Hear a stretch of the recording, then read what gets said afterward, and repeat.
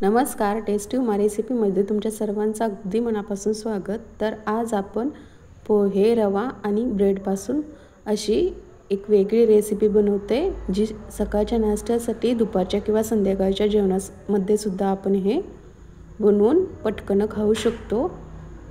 एकाच बॅटरमध्ये ही रेसिपी आपण बनवतोय। तर ही रेसिपी टेस्टी, हेल्दी आणि मऊ लुसलुशीत आणि क्रिस्पी असणार आहे, त्यामुळे व्हिडिओ अगदी शेवटपर्यंत नक्की बघा।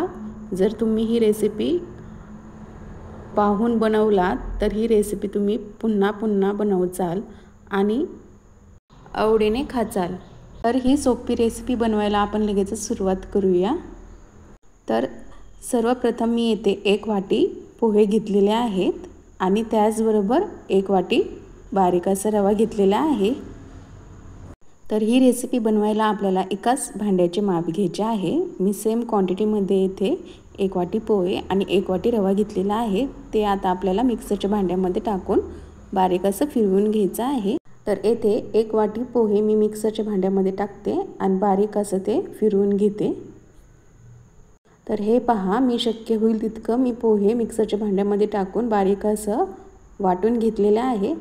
बारीक करून घेतलेले पोहे आता आपण एका बाउलमध्ये ट्रान्सफर करून घेऊयात। त्याचबरोबर आपल्याला ज्या वाटीने आपण पोहे घेतलेले त्याच वाटीने आपल्याला 1 वाटी रवा घ्यायचा आहे। बारीक करून घेतलेल्या पोह्यामध्ये 1 वाटी बारीक 0 साईजचा रवा मी इथे टाकलेला आहे। आता यामध्ये आपल्याला पाणी टाकायचं आहे। मी 1.5 ते 2 ग्लास येथे पाणी टाकून घेते आणि हे सर्व मी अगोदर स्वच्छ धुते आणि स्वच्छ धुतल्यानंतर यातील सर्व पाणी आपल्याला साईडला काढायचं आहे। पाणी टाकल्याबरोबर आपल्याला हे चम्मचने अगोदर हे चांगलं तळापासून हे मिक्स करून घ्यायचे आणि तळापासून आपल्याला हे फिरवून घ्यायचं आहे आणि मिक्स केल्यानंतर थोडा वेळ आपल्याला हे 1 मिनिटभर आपल्याला हे असंच ठेवायचं आहे, कारण की रवा आणि पोहे हे तळाशी राहतील आणि पाणी वर येईल। हे पाणी थोडंसं धुवून घेतल्यामुळे ते थोडंसं काळपट असतं, त्यामुळे आपण पाणी साईडला काढून घेतले। आपल्याला सर्व पाणी साईडला काढून घ्यायचं आहे आणि पाणी काढताना जर रवा आपल्याला पाण्यामध्ये आलेला थोडाफार दिसला तर आपल्याला तेथेच आपल्याला पाणी साईडला काढायची प्रोसेस हे बंद करायची आहे।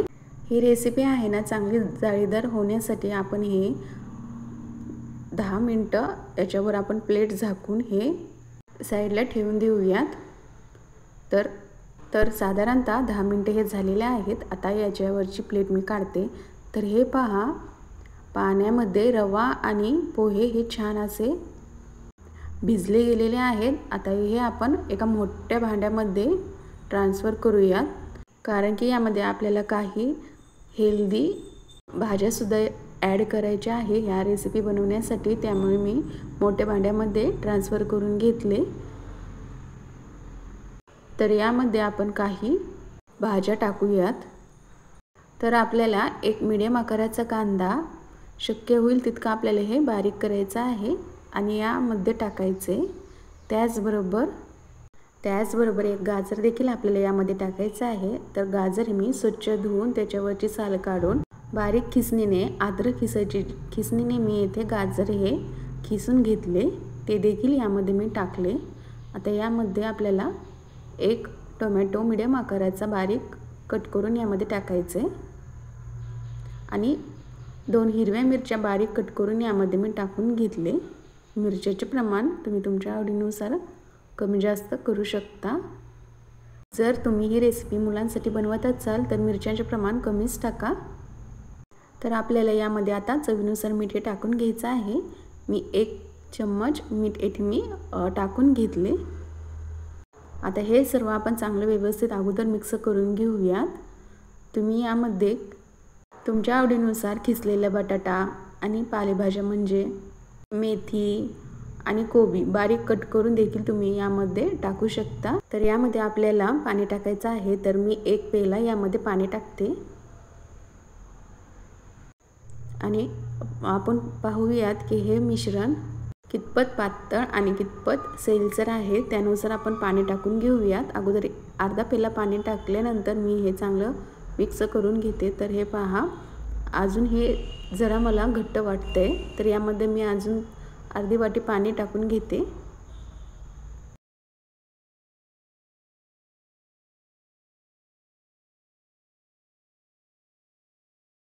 तर पाण्याचे प्रमाण अगदी बरोबर आहे।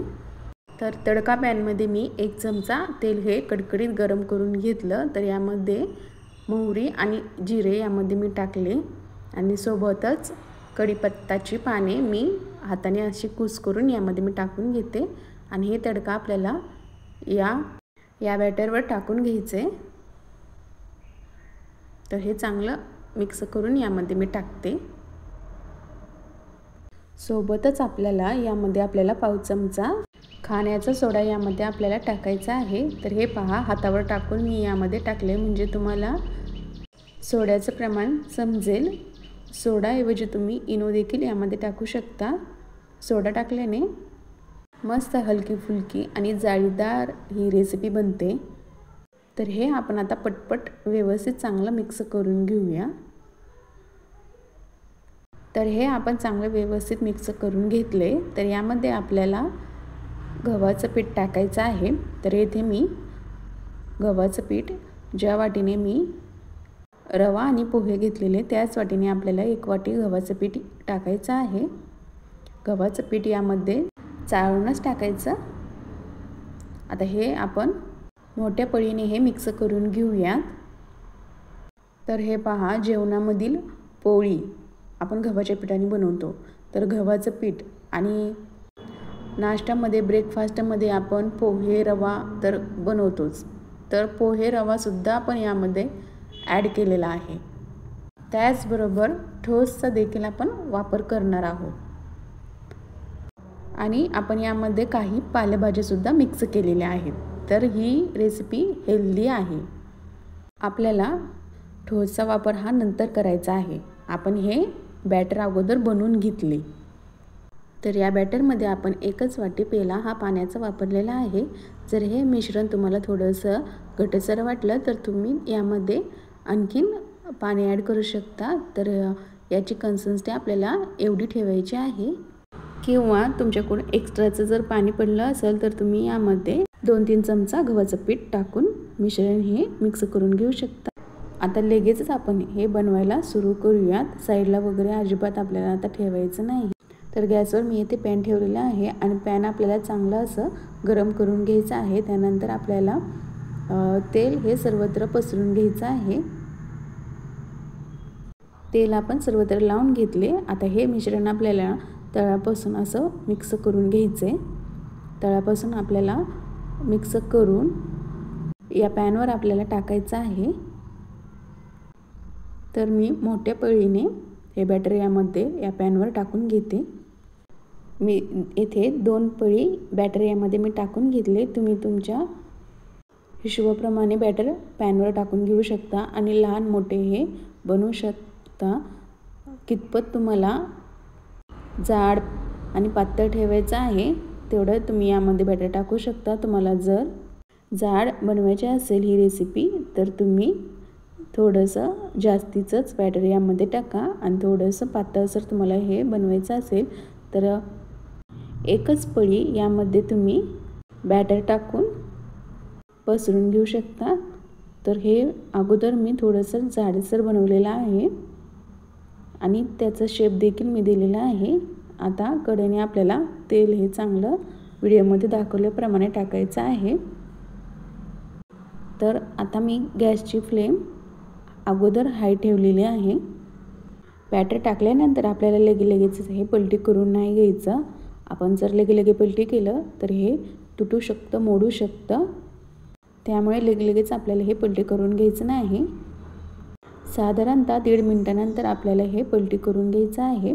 तर खालची साईड कशी चांगली भाजली हे कसं ओळखायचं, तर हे पहा, वरची साईड व्हिडिओमध्ये दाखवल्याप्रमाणे अशी सुकलेली दिसली तर आपल्याला हे चम्मचने त्याच्या कड्या हे सैलसर करून घ्यायचं आहे। म्हणजे पलटताना आपल्याला काही प्रॉब्लेम होणार नाही। हे पटकन पलटले जातील आणि तुटणार देखील नाही। तर हे पहा, हे पटकन पलटून आपण घेतले. आता वरून देखील आपण यामध्ये तेल हे लावून घेऊयात. दुसरी साईड देखील आपण 1.5-2 मिनटं हे भाजून घेणार आहे. तर साधारणतः 1.5-2 मिनिट हे झालेले आहे. तर हे आपण पलटी करूया. तर दोन्ही साईडने आपल्याला चांगले हे भाजून घ्यायचं आहे. तेल तुमच्या आवडीनुसार तुम्ही यामध्ये कमी जास्त लावू शकता. तर दोन्ही साईडने आपण तेल लावून दोन्ही साईडने चांगलं भाजून घेतले. तर आपण लगेचच हे प्लेटमध्ये काढूयात. आता दुसऱ्या वेळेस करताना आपल्याला छोटे छोटे पॅनकेक्स हे बनवायचे आहे. तर अर्धा चमचा यामध्ये मी हे बॅटर टाकते. तर तेलाचा आता जरासुद्धा वापर न करता आपण हे छोटे छोटे पॅनकेक बनवून घेऊया. जेवढे पॅनमध्ये मावेल तेवढे आपल्याला बॅटर यामध्ये टाकायचे आणि त्याला शेप द्यायचा आहे गोलाकार असा. मोठे धिरडे बनवताना त्याला एक्स्ट्राचं तेल लागतं. तर या छोट्या छोट्या धिरड्यांना किंवा छोट्या छोट्या पॅनकेकला आपल्याला बिलकुलही तेल लागणार नाही आणि तेलाचा न वापर करता आपण हे बनवून घेऊयात. तर एका साईडने आपल्याला चांगले हे अगोदर भाजून घ्यायचे. पहिल्या प्रोसेसनुसार लगेच आपल्याला हे पलटी करून घ्यायचं नाही. तर जरा वेळ आपल्याला यावर बसेल एवढा ताट झाकून घ्यायचे आणि 1.5 मिनटं हे आपल्याला एका साईडने भाजून घ्यायचे. तर 1.5 मिनटानंतर मी त्याच्यावरचं ताट हे काढून घेतलं. तर वरची साईड हे पूर्णपणे सुकलेली आहेत. आता आपण हे पलटी करून घेऊयात. किती सहजतेने तेल न लावता आपण हे पलटी करून घेतले. तर मुलांना तुम्ही ही रेसिपी देत असाल तर असे छोटे छोटे पॅनकेक बनवूनच तुम्ही त्यांना द्या. ते खूप आवडीने खातील, एक्स्ट्राचं खातील. एक्स्ट्राचं का खातील? ही रेसिपी टेस्टी तर आहेतच, पण ते दिसायलासुद्धा ॲट्रॅक्टिव्ह असल्यामुळे 2 घास जास्तीचे जातील. तर वरनं आपण आता तेल सोडूयात आणि दुसरी साईडसुद्धा आपण अजून 1.5 मिनटं हे चांगलं भाजून घेऊयात. 1.5 मिनटानंतर दुसरी साईडसुद्धा मी पलटी करून घेते. तर दोन्ही साईडने आपण चांगले हे भाजून घेऊया. तर हे पहा, दोन्ही साईडने आपण चांगले हे भाजून घेतले. तर एक एक करून हे सर्व आपण प्लेटमध्ये काढूयात.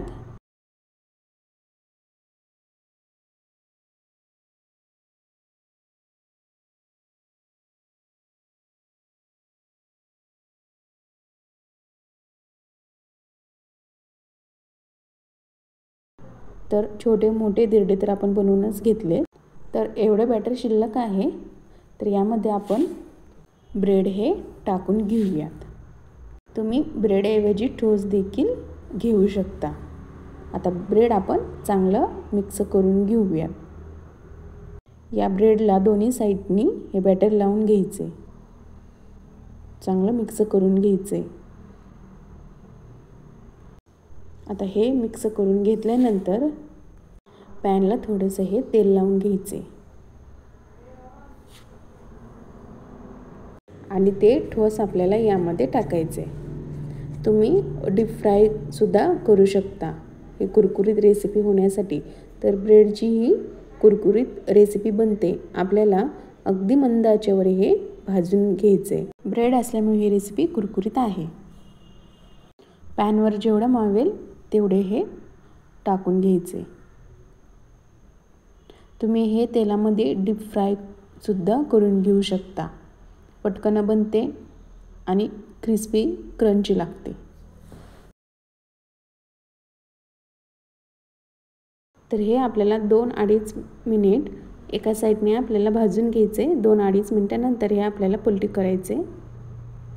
एका साईडने आपण तेल लावून हे चांगलं भाजून घेऊया आणि 2 ते 2.5 मिनिटानंतर हे आपण लगेचच पलटी करूयात. ही ब्रेडची रेसिपी असल्यामुळे हे मोडत वगैरे तर अजिबातच नाही.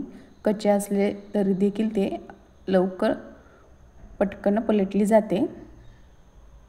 तर आपल्याला याचा गोल्डन ब्राऊन रंग होईपर्यंत हे आपल्याला दोन्ही साईडनी हे भाजून घ्यायचे।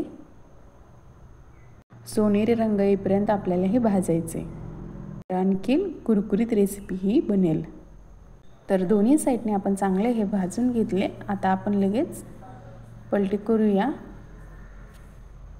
आणि एक एक करून आपण हे काढून घेऊया।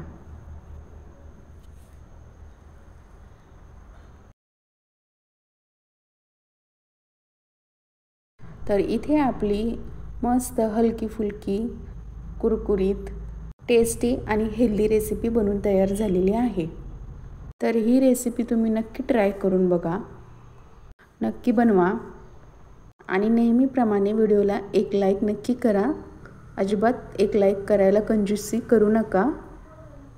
सबस्क्राईब करा, बाजूचे बेल आयकॉन प्रेस करा, म्हणजे माझ्या नवीन व्हिडिओची नोटिफिकेशन सर्वात अगोदर तुमच्यापर्यंत पोहोचेल आणि एकही व्हिडिओ मिस होणार नाही। तर पुन्हा भेटूया आपण अशाच एका हेल्दी टेस्टी रेसिपीसह। व्हिडिओ अगदी शेवटपर्यंत पाहिल्याबद्दल तुमचं खूप खूप मनापासून आभार।